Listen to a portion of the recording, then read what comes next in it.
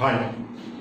So APPSC, TSPSC, group 1, group 2 so వీటికి prepare అయ్యే అభ్యర్థులకి ఎకానమీకి సంబంధించి ఏవైతే అప్డేషన్స్ ఉన్నాయో సో అప్డేషన్స్ అన్నీ కూడా ఇప్పుడు చేయబడుతూ ఉంటాయండి.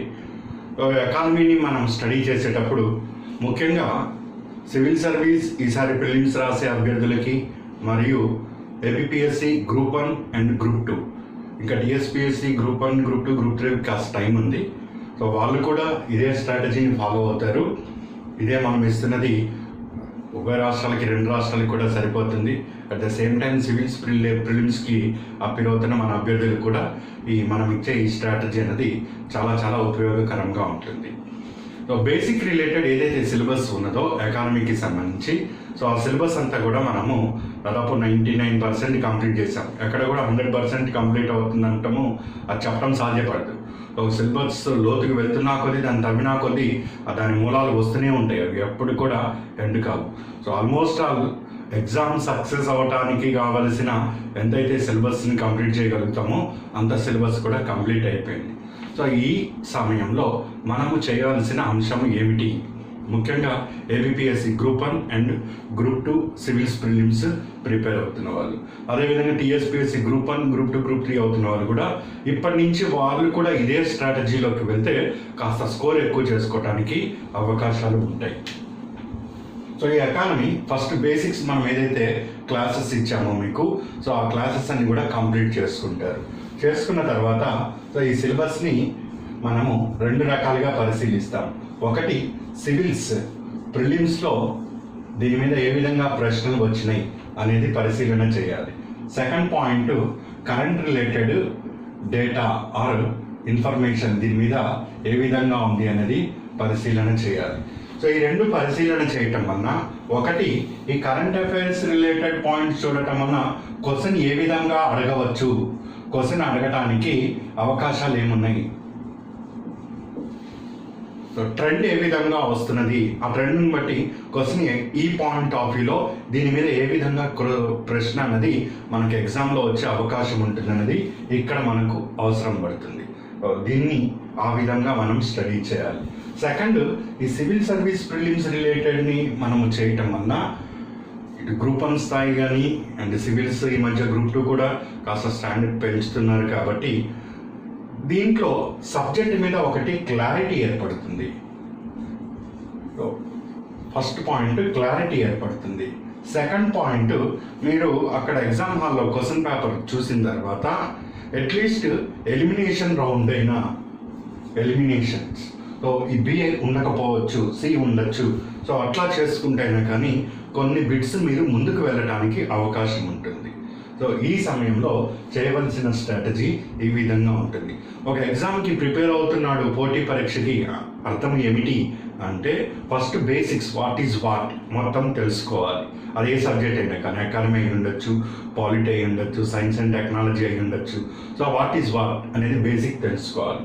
సెకండ్, దాని మీద స్టాండర్డ్ క్వశ్చన్స్ అంటే మనం సివిల్ సర్వీస్ని స్టాండర్డ్గా తీసుకుంటాం. సో ఈ పాయింట్ ఆఫ్ వ్యూలో క్వశ్చన్స్ ఏ విధంగా వచ్చినాయో చూడాలి.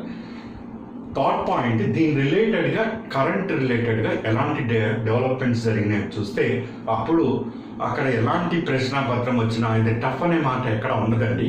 కాంపిటేటివ్ ఎగ్జామ్స్లో 100% అటెంప్ట్ చేయలేకపోయినా కానీ మ్యాక్సిమం అది 60 అవ్వచ్చు, 70 అవ్వచ్చు, 50 అవ్వచ్చు, అంతేనే కానీ మ్యాక్సిమం అటెంప్ట్ చేస్తే సో తప్పనిసరిగా పోస్ట్ అనేది వస్తుంది. సో అలాంటి సందర్భాల్లో డిసైడ్ చేసే ఫ్యాక్టర్స్ కొన్ని ప్రశ్నలు మాత్రమే ఉంటాయి. మిగిలినవన్నీ కూడా మా నార్మల్ ప్రిపరేషన్లో కూడా వాటిని సాధించవచ్చు. కొన్ని ప్రశ్నలు మాత్రం కాస్త ఈ స్ట్రాటజీలోకి వెళ్ళిన వాళ్ళు strategic and smart study required, hard work ఎంత రిక్వైర్డో కాంపిటీషన్ ఎగ్జామ్కి స్ట్రాటజీ ఉండాలి, దానికి స్మార్ట్నెస్ అనేది ఉండాలి. ఈ 2 ఇక్కడ నేను మీకు ఈరోజు ఏ విధంగా చేయాలి అనేది అందిస్తూ మ్యాక్సిమం నా అంతవరకు నేను చేయగలుగుతాను అన్ని ఎఫర్ట్స్ కూడా పెట్టడం జరుగుతుంది. ఒక రకంగా చెప్పాలంటే ఎగ్జామ్స్కి మీరు వెళ్తున్నా కానీ దానికి టెన్షన్ ఎక్కువగా నేను తీసుకోవాల్సి వస్తుంది. ఎందుకంటే మన అభ్యర్థులు వెళ్తున్నప్పుడు వాళ్ళకి కావాల్సిన అన్ని రకాల ఇన్పుట్స్ ఇవ్వటం అన్నది మన బాధ్యత. ఆయారం గయారం లాగా ఇచ్చాను పో అంటే అది సరైన పద్ధతి కాదు యాజ్ ఎ ఫ్యాకల్టీగా. సో దాన్ని దృష్టిలో పెట్టుకొని దీనికి ఇంకా వర్క్ ఎంత సాధ్యపడుతుంటే అంత చేసి మీకు అన్ని రకాలుగా ఇస్తున్నాను. సో ఇక మీదట ఈ క్లాసెస్ ఏవైతే ఉన్నాయో వీటిని మాత్రం మిస్ కాకండి. కొంతమంది మనకు వస్తున్న ఫీడ్బ్యాక్ ప్రకారము వాళ్ళు కేవలం స్టడీలోనే ఉన్నారు. ఇప్పుడు ఎగ్జామ్ ముఖ్యంగా గ్రూప్ అని ఎంపీపీఎస్ వాళ్ళు బుక్ తీస్తున్నారు, వాళ్ళు ఏదో చదువుతూ పోతున్నారు. అది ఎంతవరకు దాన్ని లోపల నుంచి బయటకు వస్తున్నది, దానికి క్రాస్ చెక్ లేకుండా అయిపోయింది. సో మనం కూడా టెస్టులు కండక్ట్ చేస్తున్నాం, దాన్ని కూడా చేస్తున్నారు, ఏదో అయింది అట్లా వెళ్తూ ఉన్నారు. కానీ అసలు ఏ స్టాండ్లో ఉన్నారు వాళ్ళు అనేది అనాలిసిస్ చేసుకోలేని స్థితిలో ఉన్నారు. సో ఈ సందర్భంలో ఇక మీదట అలాంటి ఎక్స్పెరిమెంట్స్ వేటికి వెళ్లకుండా just focus on these classes.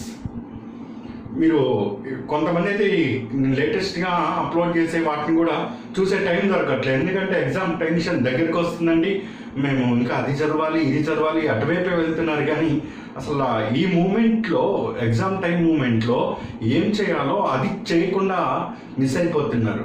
So దాన్ని నేను కాస్త సీరియస్ ఇష్యూగా తీసుకొని ఈ ప్రజెంటేషన్ నేను మీకు సపరేట్గా, ఇది లాట్ ఆఫ్ హార్డ్ వర్క్ ఇక్కడ. సో ఎంతో హార్డ్ వర్క్ చేస్తే కానీ ఇది అవుట్కమ్ రాదండి. సో ఇది నేను మీకు చేసి అందిస్తున్నాను కాబట్టి దీన్ని మిస్ కాకండి. ఇది మిస్ అయిపోతే మీరు చాలా ఇంకా 4-5 క్వశ్చన్స్ వెనకబడే అవకాశం ఉంటుంది. కొన్ని చేతులారా ఒక 5-6 క్వశ్చన్స్ మిస్ అయ్యే అవకాశం ఉంటుంది. సో అబ్జర్వేషన్ చేస్తే మీకే అర్థమవుతుంది ఏం జరుగుతుంది దీనిని. అట్లీస్ట్ ఒక 3-4 వీడియోస్ని మీరు కంటిన్యూస్గా చూడండి.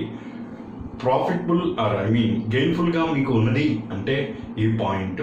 సో ఫర్దర్ కంటిన్యూ అవ్వండి, లేదా దాన్ని డిస్కనెక్ట్ చేసి మీ అప్రోచ్ ఏదైతే ఉందో దానిలోకి వెళ్ళిపోండి.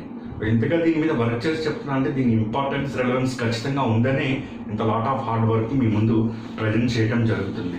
లేకపోతే సిలబస్ అయిపోయింది, ఇప్పుడు మనకు మీకు ఎటువంటి సంబంధం లేదు. కాకపోతే ఇది బాధ్యత. సో రెస్పాన్సిబుల్గా తీసుకొని ముందుకెళ్తున్నప్పుడు ఏ ఒక్క చిన్న తప్పు కూడా జరగకూడదు పోటీ పరీక్షల్లో. అదే అండి ఇక్కడ మనం ఇచ్చేది.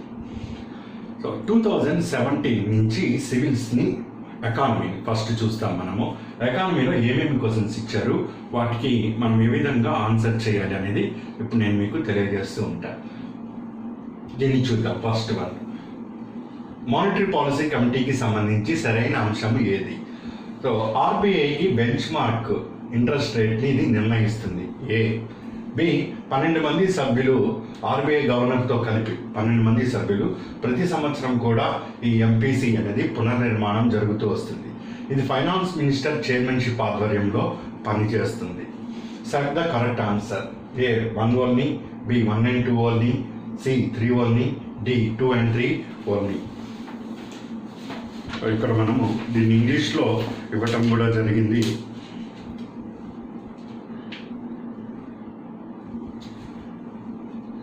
Which of the following statement is correct regarding the Monetary Policy Committee? First one, it decides the RBI's benchmark interest rate.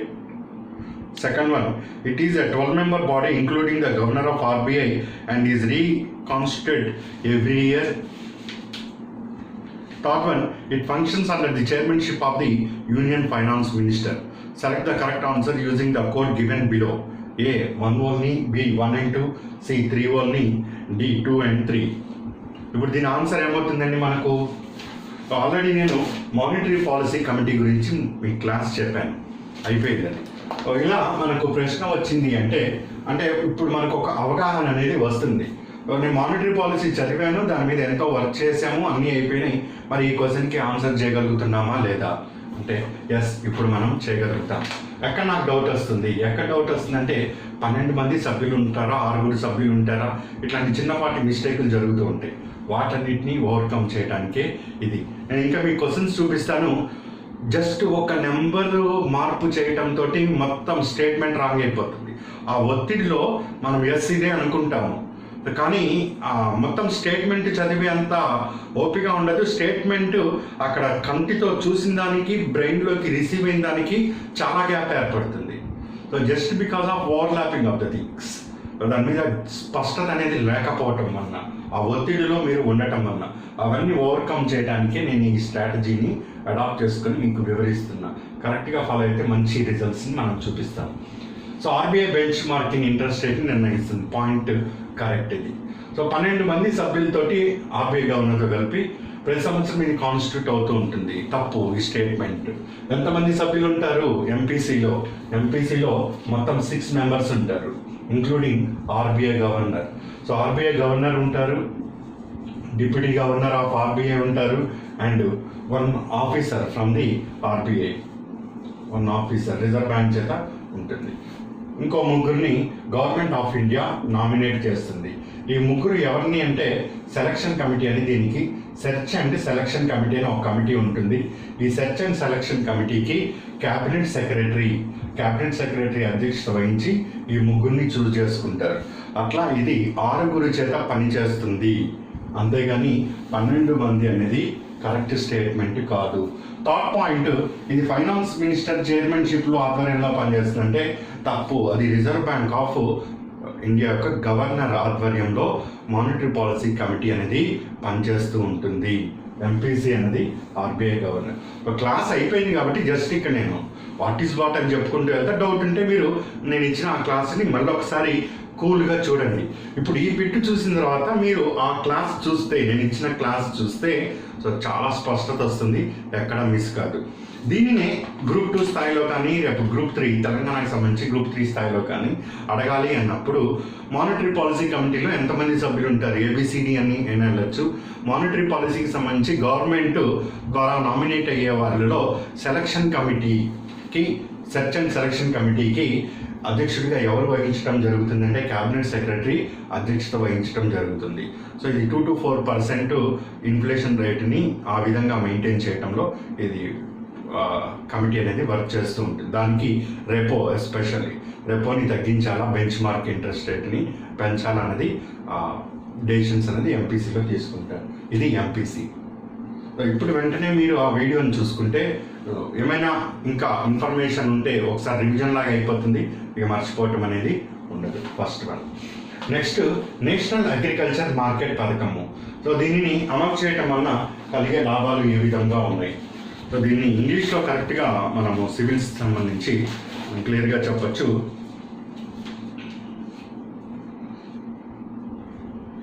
What are the advantage implementing the National Agriculture Market Scheme? First one, it is a pan-India electronic trading portal for agriculture commodities.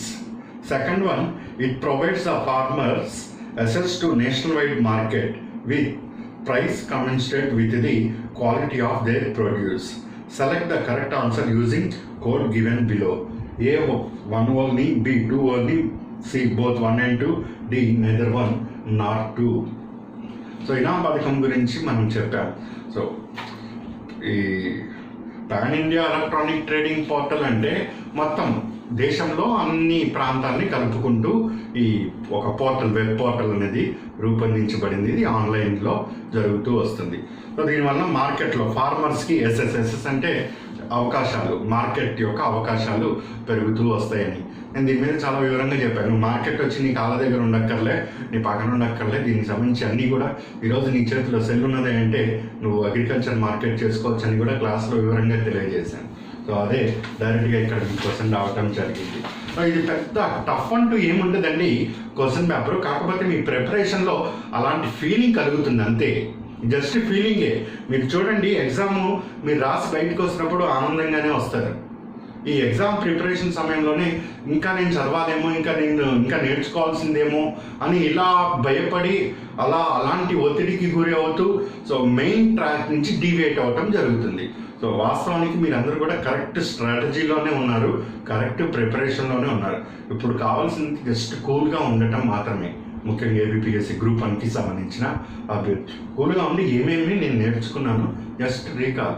Question చూడండి, ఏమేమి ఉండదు అక్కడ, చాలా సింపుల్గా read చేస్తాం. 1, 2 అంటే ఖచ్చితంగా వాళ్ళు ఎవరికి అందరినీ క్వశ్చన్స్ ఇస్తారు. ఈవెన్ సాక్షాత్తు పెద్ద ప్రొఫెసర్స్ వచ్చి కూర్చున్నా కానీ వాళ్ళు చేయలేరు. అది అలాగే ఉంటాయి క్వశ్చన్ పేపర్స్. సో మనకు అనవసరం దాని గురించి. ఈజీ ఏమేమి ఉన్నాయి, బేసిక్స్ ఏమేమి ఉన్నాయి, కొంచెం నేను ఆలోచించి ఎలిమినేట్ చేసి దేనిని పట్టుకోవచ్చు. నేను ఇన్ని రోజులు హార్డ్ వర్క్ చేశాను కదా, ఈ చేసిన హార్డ్ వర్క్ ద్వారా ఈ క్వశ్చన్ మీద నేను ఏమి హార్డ్ వర్క్ చేశా జస్ట్ రీకాల్ చేసుకుంటూ ఎస్ ఇవన్నీ నేను చేశాను కాబట్టి దీని ఆన్సర్ నేను క్యాచ్ చేస్తా, దిస్ ఈజ్ వాట్ రిక్వైర్డ్ ఈ టైంలో. అలా చేయండి. ఇలాంటి ఏ క్వశ్చన్ అయినా కానీ ఇస్తారు. చూడండి, ఇది ఐఏఎస్కి రిక్రూట్మెంట్కి జరుగుతున్న క్వశ్చన్ పేపర్స్. ఇక ఇదే ఇంత చిన్న స్థాయి ఇంత తేలిగ్గా మీకు అందుతుందంటే ఇంకా అసలు మీరు ప్రిపరేషన్లో ఎక్కడా లోపం లేదన్నది మీరు గ్రహించాలి. అక్కడ కేవలం మీరు సొంతంగా మీరంతటికి మీరు ఒత్తిడి గురి అవుతున్నారని మాత్రమే గ్రహించండి, అంతకుమించి ఏమీ లేదు. ఇక్కడ వడ్ల గింజలో బియ్యం పిండి అంటారు, ఏముండదు అక్కడ. సింపుల్ అండి. ఒత్తిడికి గురి కాకుండా ఉంటే చాలు మనం. Third point, small finance bank. What is the purpose of setting up of a small finance banks in India? To supply credit to small business unit, first one. To supply credit to small and marginal farmers. Third one, to encourage entrepreneurs to set up business particularly in rural areas. So which of the following correct? A 1 and 2 only, B 2 and 3 only, C 1 and 3 only, D 1 2 3 only. మనము ఈ banking గురించి చెప్తూ దాని మీద విస్తృతంగా ఎంత depth వెళ్ళాలో అంత డెప్త్ వెళ్ళి నేను మీకు చాలా క్లారిటీగా చెప్పాను.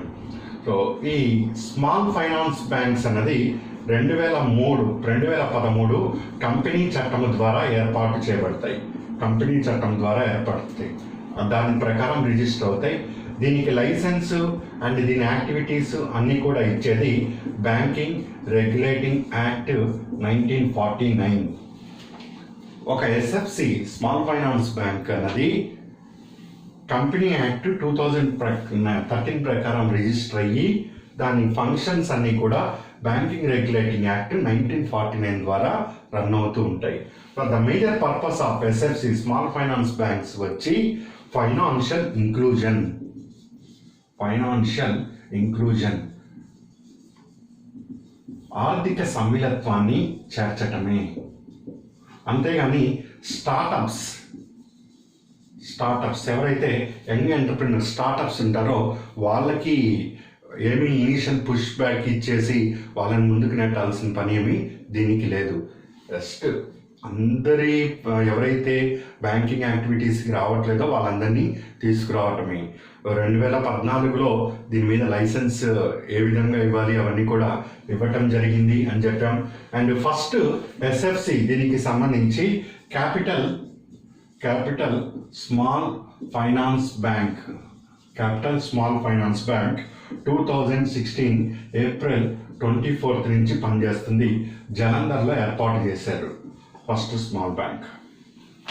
సో దీని పెయిడ్ అప్ క్యాపిటల్ 100 crores ఉంటుంది. అండ్ దీంట్లో foreign direct investment up to 74% allowed. అందులో 49% ఆటోమేటిక్ రూట్లో వస్తుంది. రిమైనింగ్ ఏదైతే ఉంటుందో అది కన్సర్న్ మినిస్ట్రీ ద్వారా రావటం జరుగుతుంది. సో ఇనీషియల్గా 2014లో దీని మీద government reserve bank of India guidelines issue చేశారు. 2015లో ఉషా థారట్ కమిటీ అనే ఒక కమిటీని ఏర్పాటు చేసి ఎన్నో licence non banking financial companies అవన్నీ కూడా ముందుకు వచ్చినాయి. ఏవైతే రెగ్యులర్గా ఈ ఫైనాన్షియల్ యాక్టివిటీస్లో పాల్గొన్నాయో వాటన్నిటికి కూడా బ్యాంకింగ్ లాగా ఫంక్షన్ చేయండి అని చెప్పి ఒక అవకాశాన్ని కల్పించడం జరిగింది. అట్లా స్మాల్ ఫైనాన్షియల్ బ్యాంక్స్ అనేవి పుట్టినాయి అని నేను మీకు తెలియజేశాను. ఇక్కడ మీ ఆన్సర్ పరిశీలన చేస్తే to supply credit to small business units financial inclusion. To supply credit to small and marginal farmers statement correct. To encourage young entrepreneurs to set up business particularly in rural areas. అనేది just confusion, మిమ్మల్ని confuse చేయడానికి ఇచ్చాడు అంతే. Encourage young entrepreneurs అన్నది startup, నువ్వు ఒక ఇండస్ట్రీని పెట్టుకుంటున్నావు, young స్టార్టప్స్కి ఇది కాదు. Just what is the main purpose of SFC small financial bank అంటే ఏబిసిడిలో ఫైనాన్షియల్ ఇంక్లూజన్, ఆర్థిక సమ్మిళిత్వాన్ని సాధించటం, అంతవరకు మాత్రమే గుర్తుపెట్టుకోవాలి. అంటే స్మాల్ బిజినెస్ యూనిట్ల వాళ్ళని ఆర్థిక సమ్మిళితంలోకి తీసుకొని వస్తాం. అదేవిధంగా స్మాల్ అండ్ మార్జినల్ ఫార్మర్స్ని కూడా ఆర్థిక సమ్మిళితం అంటే బ్యాంకింగ్ ఫెసిలిటీస్ని వాళ్ళకి విస్తరించడం జరుగుతుంది, వాళ్ళని బ్యాంకింగ్ నెట్వర్క్లోకి